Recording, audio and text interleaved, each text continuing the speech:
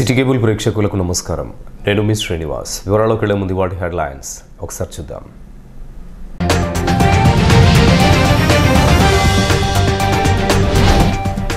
CM Peddapalli పర్యటన నేపథ్యంలో ఏర్పాట్లపై దృష్టి సారించిన అధికారులు, స్థానిక ఎమ్మెల్యేతో కలిసి స్థల పరిశీలన చేసిన జిల్లా కలెక్టర్.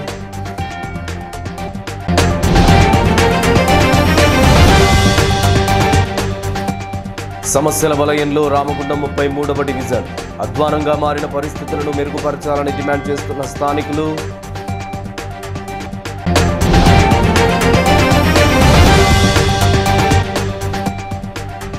నూతన బొగ్గు బ్లాక్లను సింగరేణికే కేటాయించాలి. ఎస్సీ/ఎస్టీ సబ్ ప్లాన్ నిధుల గోల్మాల్పై సిట్టింగ్ జడ్జిచే విచారణ జరిపించాలి. ప్రభుత్వాలను డిమాండ్ చేసిన దళిత బహుజన పార్టీ అధ్యక్షులు కృష్ణస్వరూప్.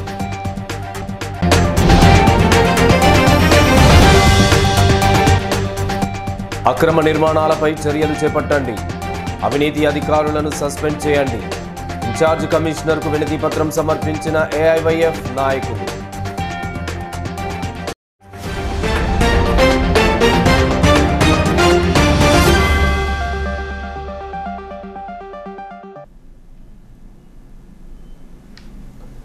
వివరాలు చూద్దాం.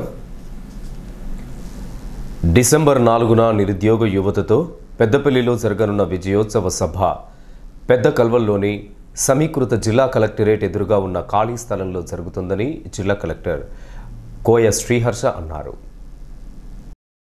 బుధవారం జిల్లా కలెక్టరేట్లో కోయ శ్రీహర్ష ముఖ్యమంత్రి పర్యటన నేపథ్యంలో సభ నిర్వహణకు పెద్ద కల్వలలోని సమీకృత జిల్లా కలెక్టరేట్ ఎదురుగా ఉన్న ఖాళీ స్థలాన్ని పెద్దపల్లి ఎమ్మెల్యే చింతకుంట విజయ రమణారావుతో కలిసి పరిశీలించారు. సందర్భంగా జిల్లా కలెక్టర్ మాట్లాడుతూ, ముఖ్యమంత్రి సభ నేపథ్యంలో స్థలాన్ని శుభ్రం చేయాలని, రేపు ఉదయం స్టేజ్ ఏర్పాటు కోసం హైదరాబాద్ నుంచి బృందం వస్తుందని తెలియజేశారు. డిసెంబర్ 4న పెద్దపల్లి జిల్లాలో నిరుద్యోగ యువతతో విజయోత్సవ సభ జరగనుందని తెలియజేశారు. పెద్దపల్లి ఎమ్మెల్యే చింతకుంట విజయ రమణారావు మాట్లాడుతూ, నిరుద్యోగ విజయోత్సవ సభకు ముఖ్యమంత్రి రేవంత్ రెడ్డి హాజరు కానున్నారని, ఈ సభలో గ్రూప్ 4 ఇతర వివిధ పోటీ పరీక్షలకు ఎంపికైన 9,000 మంది అభ్యర్థులకు ఉద్యోగ నియామక పత్రాలను పంపిణీ చేయడం జరుగుతుందని కలెక్టర్ తెలియజేశారు. ముఖ్యమంత్రి పర్యటన నేపథ్యంలో సభ నిర్వహణకు పెద్ద కల్వలలోనే ఖాళీ స్థలాన్ని ఎంపిక చేసినట్లు అన్నారు. జిల్లాలో ఉన్నతాధికారులు అప్రమత్తంగా ఉంటూ ముఖ్యమంత్రి పర్యటనను విజయవంతం చేసేందుకు పక్కా ఏర్పాట్లు చేయాలని కలెక్టర్ సూచించారు.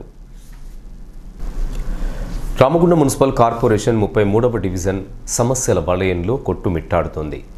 అభివృద్ధి మాట దేవుడెరుగు, కానీ కనీస వసతులు కరువై ఈ డివిజన్ ప్రజలు తీవ్ర ఇబ్బందులకు గురి కావాల్సి వస్తుంది. అధ్వానంగా మారిన రోడ్లు, కరువైన వీధి దీపాలు, ప్రమాదకరంగా మారిన డ్రైనేజీ వ్యవస్థ, ఇలాంటి దుస్థితుల మధ్య రామగుండం మున్సిపల్ కార్పొరేషన్ 33వ డివిజన్ అభివృద్ధికి ఆమడ దూరంలో దర్శనమిస్తుంది. డివిజన్లో ఎక్కడ చూసినా సమస్యలు స్వాగతం పలుకుతున్నాయి. ప్రభుత్వాలు మారినా తమ డివిజన్ దుస్థితి మాత్రం మారడం లేదని డివిజన్ నాయకులు మద్దెల దినేష్తో పాటు పలువురు స్థానికులు ఆవేదన వ్యక్తం చేస్తున్నారు. స్థానికంగా నెలకొన్న దుస్థితిని చూస్తే అసలు రామగుండం నగరపాలక సంస్థలోని 50 డివిజన్లలో 33వ డివిజన్ ఉందా, తొలగించారా అనేది అర్థం కావడం లేదని ఎద్దేవా చేశారు. పాలకుల దృష్టిలో తమ డివిజన్ ఉన్నట్లయితే ఎందుకని అభివృద్ధి చేయడం లేదని ప్రశ్నిస్తున్నారు. అధ్వానంగా మారిన రహదారులతో స్థానికులు నరక యాతనకు గురికావలసి వస్తుందని ఆవేదన వ్యక్తం చేశారు. డివిజన్ సరిహద్దుల్లో డ్రైనేజీ కోసం పెద్ద పెద్ద కుండీలను ఏర్పాటు చేసి రోడ్డు నిర్మించకపోవడం మూలంగా స్థానికులు, వాహనదారులు నిత్యం ప్రమాదాల బారిన పడాల్సి వస్తుందని వాపోయారు. కాగా సింగరేణి OCP5 ప్రభావిత ప్రాంతమైన 33వ డివిజన్లో క్వార్టర్ల మధ్యలో గల రోడ్లు అధ్వానంగా మారినా యాజమాన్యం పునర్నిర్మాణం చేయకపోతుండడం దురదృష్టకరమని ఆవేదన వ్యక్తం చేశారు. పుట్టెడు సమస్యల నడుమ విలవిలలాడుతున్న 33వ డివిజన్ పరిస్థితిని మెరుగుపరిచేలా మున్సిపల్ కార్పొరేషన్, సింగరేణి యాజమాన్యం తగు చర్యలు చేపట్టాలని ముక్త కంఠంతో డిమాండ్ చేశారు. మోరి కట్టాలి, మంచిగా రోడ్ మంచిగా వేయాలి, మాకు ఇంటి ముందర మంచిగా అంతా నాళ్ళే పడతారు, పిల్లలు పడ్డారు, అంత బండ్లు పోతానికి ఇబ్బంది ఉంది, కారు పోతానికి ఇబ్బంది ఉన్నది, ఇటు పోతానికి ఒక భయం ఉన్నది. సరే అంత పడేటట్టున్నది, అలా పడేటట్టున్నది, నాలి గోడ అంతా మొత్తం కూలిపోయింది, ప్రమాదకరంగా ఉన్నది. కొంచెం భయం అవుతుంది, పోతానికి కూడా రాత్రి పగలు భయం అవుతుంది. కొంచెం దయచేసి మీకు ధన్యవాదాలు చెప్తాను సార్, కొంచెం కట్టియండి. రోడ్డు పొంటి నడుచడానికి, ఎందుకంటే రోడ్ అన్నది పైప్ లైన్ వేసిండ్రు. పైప్ లైన్ వేసి దాన్ని కుండీలు పట్టించుకునే దాత లేడు. దాన్ని మన 5 ఇంచులు 6 ఇంచులు ఎత్తు పెట్టే వరకు తొవ్వంటి పోయేటోళ్ళు మొత్తం పౌడ్ అవుతుంది. రెండోది ఏంటిది, పిల్లలకు స్కూల్కి పోవడానికి కూడా ఆటోలు వచ్చే పరిస్థితి లేదు. ఆ రకంగా మనకు ఇబ్బంది అవుతుంది. నేను కూడా ఒక 2-3 సార్లు నేనే పౌడ్ అయింది. నా ఇంటికాడికి వెళ్ళి టత్త అంటే దుకాణం ముందుకు వస్తా అంటే నేనే పౌడ్ అయింది.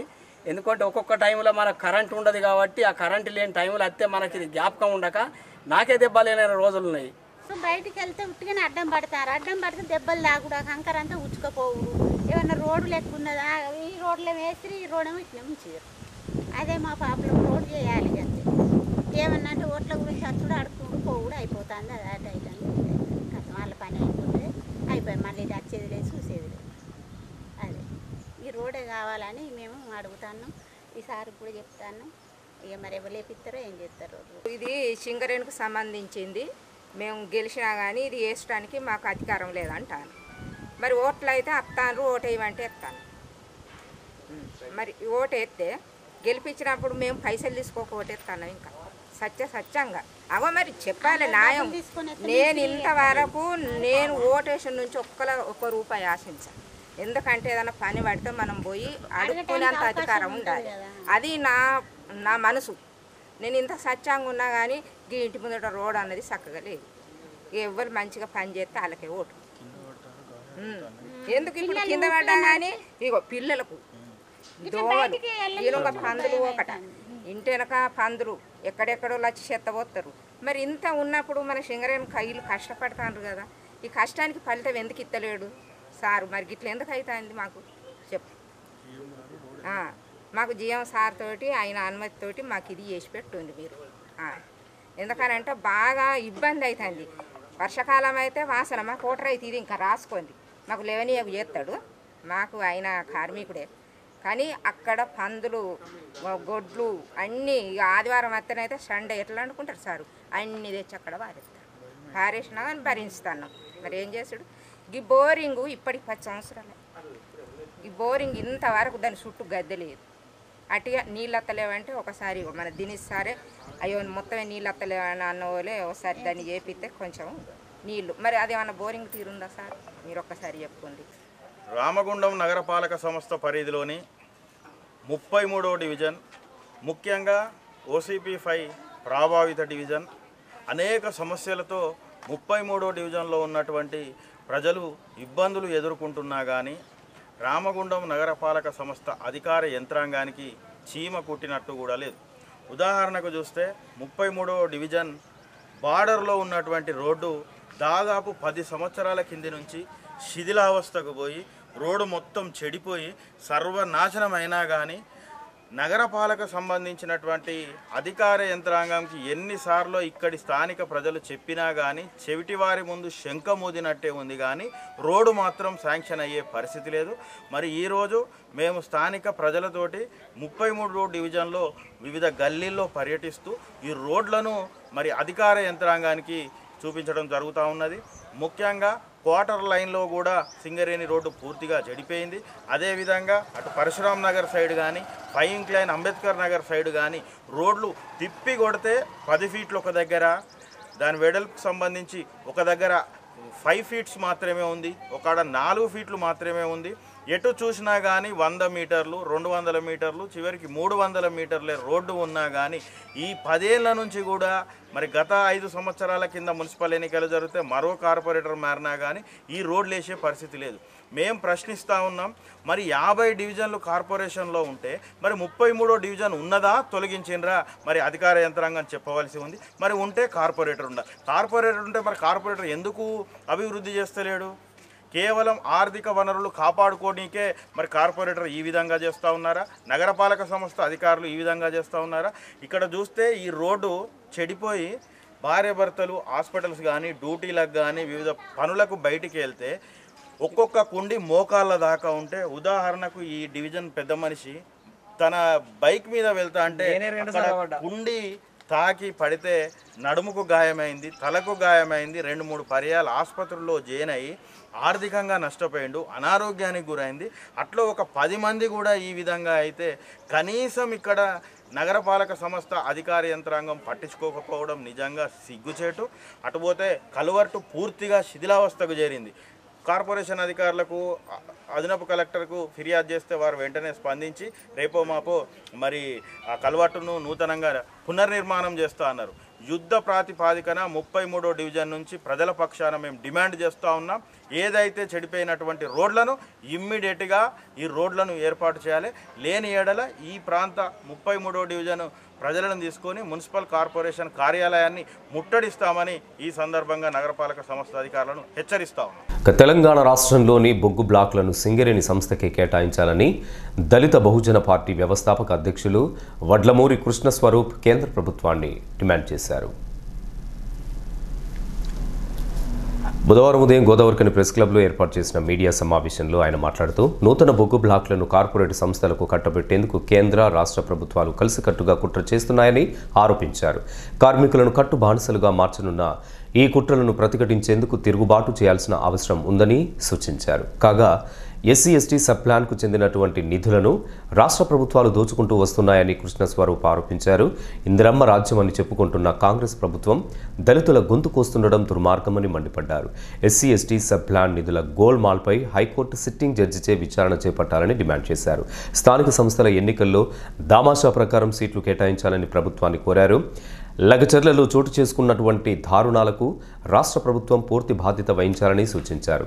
రైతులు గిరిజనులపై దాడులను ఆపని ఎడల శ్రీలంక పరిస్థితులు పునరావృతం అవుతాయని హెచ్చరించారు. కాగా ఎస్సీ వర్గీకరణ క్రిమిలేయర్కు వ్యతిరేకంగా ఈ నెల 30వ తేదీన మాల మహనాడు ఆధ్వర్యంలో హైదరాబాదులో నిర్వహించనున్న రాష్ట్ర స్థాయి సదస్సుకు దళిత బహుజన పార్టీ పక్షాన కృష్ణస్వరూప్ సంపూర్ణ మద్దతును ప్రకటించారు.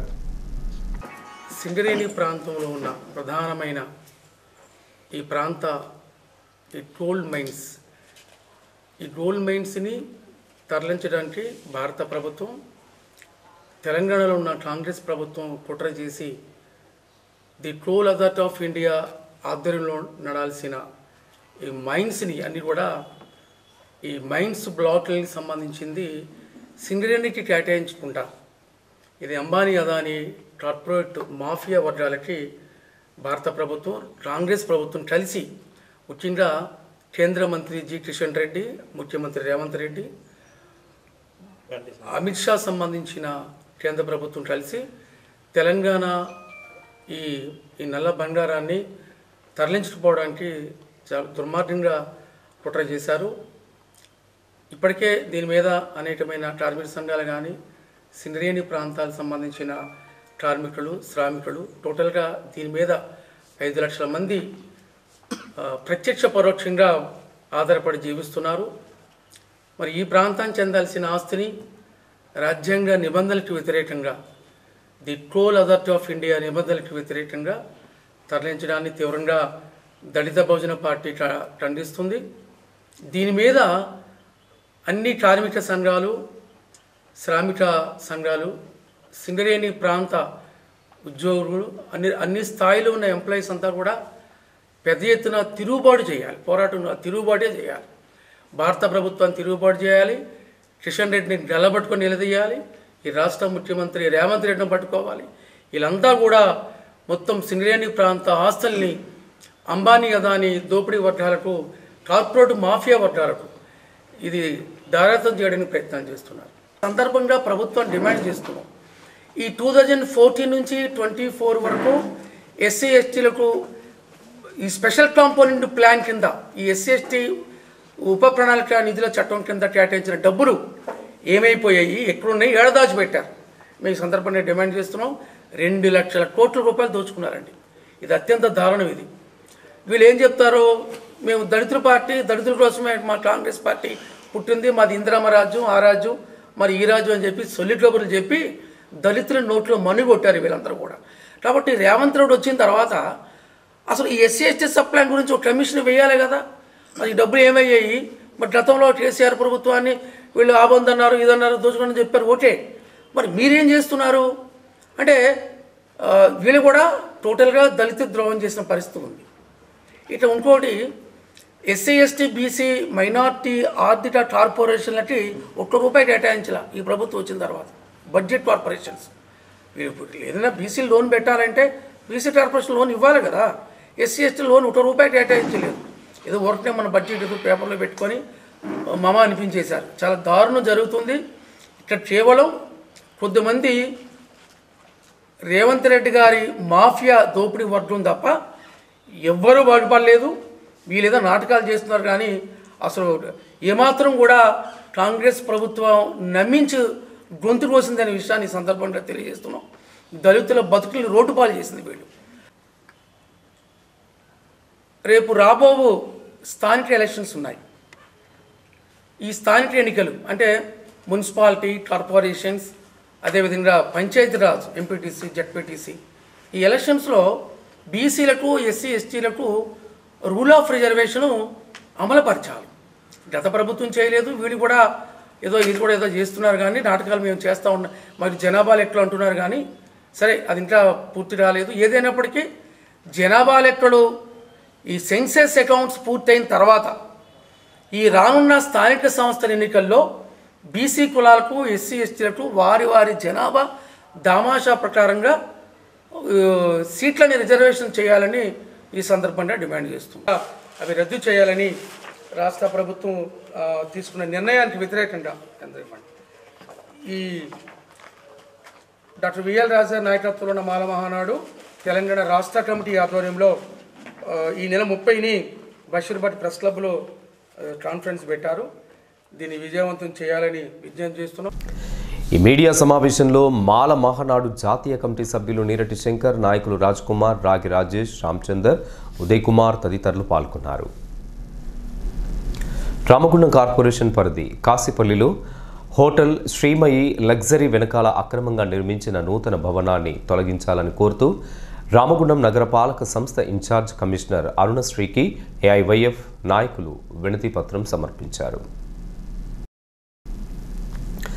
సందర్భంగా ఏఐవైఎఫ్ జిల్లా ప్రధాన కార్యదర్శి మార్కపురి సూర్య మాట్లాడుతూ రామగుండం కార్పొరేషన్ పరిధిలో అనేక అక్రమ నిర్మాణాలు జరుగుతున్నా టౌన్ ప్లానింగ్ అధికారులు ఏమీ పట్టనట్లు వ్యవహరిస్తున్నారని పేర్కొన్నారు.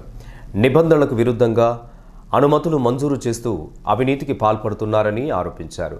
కాశీపల్లిలోని శ్రీమయి లగ్జరీ హోటల్ వెనకాల ఎలాంటి అనుమతులు తీసుకోకుండా అక్రమంగా సెల్లార్ను నిర్మించడం జరిగిందని, నిబంధనలకు విరుద్ధంగా చేపట్టిన ఆ నిర్మాణాలకు టౌన్ ప్లానింగ్ అధికారులు ఏ విధంగా అనుమతినిచ్చారో తెలియజేయాలని డిమాండ్ చేశారు.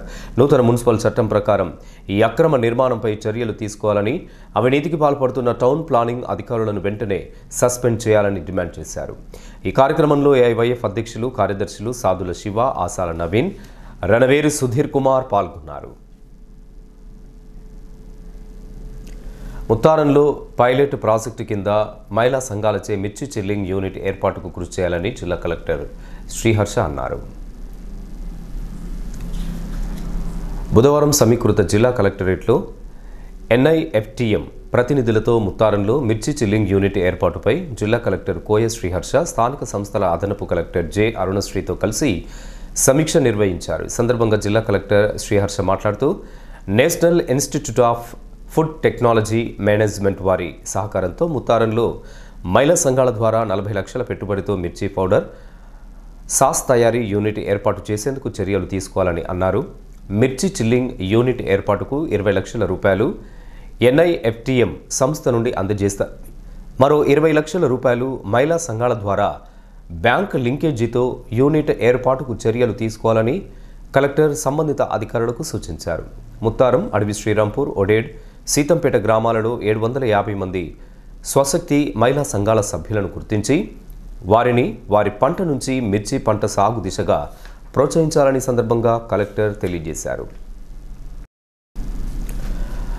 భారతదేశ చట్టసభలకు జరిగే ఎన్నికలలో ఈవీఎంలను రద్దు చేసి బ్యాలెట్ ఓటింగ్ ప్రవేశపెట్టాలని సుప్రీంకోర్టులో వేసిన పబ్లిక్ ఇంట్రెస్ట్ లిటిగేషన్ పిల్ను కొట్టివేస్తూ సుప్రీంకోర్టు ప్రధాన న్యాయమూర్తులు విక్రమ్నాథ్, పిబి వరాళే తీర్పునిచ్చారని జిల్లా కలెక్టర్ కోయ శ్రీహర్ష బుధవారం ఒక ప్రకటనలో తెలియజేశారు. ఫిజికల్ బ్యాలెట్ ఓటింగ్ కావాలని సుప్రీంకోర్టులో మత ప్రచారకుడు డాక్టర్ కేఏ పాల్ వేసినటువంటి పబ్లిక్ ఇంట్రెస్ట్ లిటిగేషన్ను విచారించిన న్యాయస్థానం ఎన్నికలలో ఓటమి చెందిన వారు తప్పు పట్టడం మంచిది కాదని, ఎన్నికలలో గెలిచినప్పుడు ఉండని ఫిర్యాదులు ఓడిపోతే మాత్రం ఈవీఎంలను ప్రశ్నించడం మంచిది కాదని తెలియజేశారని జిల్లా ఎన్నికల అధికారి ఆ ప్రకటనలో పేర్కొన్నారు. ఈ వార్తలు ఇంతటితో సమాప్తం. తిరిగి మరిన్ని విశేషాలతో మళ్ళీ కలుసుకుందాం. అంతవరకు సెలవు. నమస్కారం.